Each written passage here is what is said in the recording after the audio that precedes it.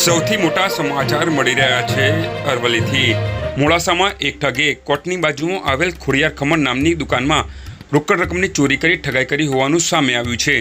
વિગતે વાત કરવામાં આવે તો મોડાસા માલપુર રોડ પર આવેલ અન્નપૂર્ણા ટ્રસ્ટની બાજુમાં ખોડિયાર ખમણ એન્ડ ઢોકળા નામે દુકાનમાં આશરે સવારે 12 કલાકે કાળા રંગની ગાડી લઈને એક ઠગ કાઠિયાવાડી ભાષામાં ખમણ લેવા આવ્યો હતો। 200 રૂપિયાના ખમણ લેવા માટે 200 રૂપિયાની નોટ દુકાનદાર કનુભાઈ પટેલને આપી હતી। 200ની નોટ આપતા તરત જ દુકાનદાર બેભાન અવસ્થામાં જતા રહ્યા હતા।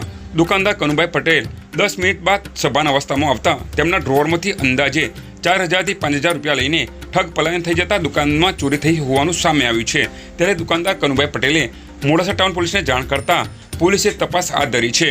મોડાસા નગરમાં આવા ઠગ લોકોથી સાવધ રહેવા અરવલ્લી ન્યૂઝ અપીલ કરે છે। વૈભવ રાઠોડ, અરવલ્લી ન્યૂઝ, મોડાસા। મારું નામ પટેલ કનુભાઈ કાળાભાઈ, ખોડિયાર ખમણ હાઉસ માલપુર રોડ, અન્નપૂર્ણા ટ્રસ્ટની બાજુમાં સબજેલની પાસે।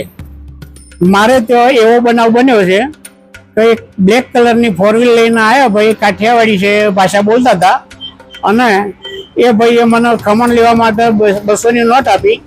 200ની નોટ આપ્યા પછી હું બેભાન અવસ્થામાં થઈ ગયો 10 મિનિટ માટે। હું જાગ્યો તો મારે તો કોઈ માણસ ઊભો નતા, અને મેં મારા ડ્રોરમાં જોયું તો 4 થી 5000 જેવી વસ્તુઓ રૂપિયાની મૂડી હતી, એ મૂડી ચોરાઈ ગઈ છે। અને આ માટે હું મોડાસા વાસીઓને અને તમામ જનતાને જાણ કરવા માગું છું કે આવી મારા જેવી બીજા કોઈ માણસની કે બીજા કોઈ દુકાનવાળાની પરિસ્થિતિ ના થાય, અને મારા માટે કોઈ કાયદેસરના પગલાં લેવાય એ માટે હું જાણ કરવા માગું છું। મારું નામ મુકેશ કુમાર મકવાણા। આ ખોડિયાર ખમણની બિલકુલ બાજુમાં મારી દુકાન આવેલી છે।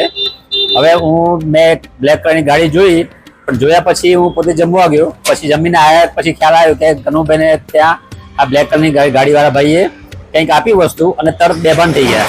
એ વસ્તુની મને ખબર નથી, પણ બ્લેક કલરની ગાડી આવી હતી એ મને ખબર છે, અને જે ગલ્લામાં એમના પૈસા હતા એ બધા જતા રહ્યા। આવી ઘટના બીજા વેપારીઓ ના થાય અને નુકસાન ના થાય, એ પોલીસની માંગ છે।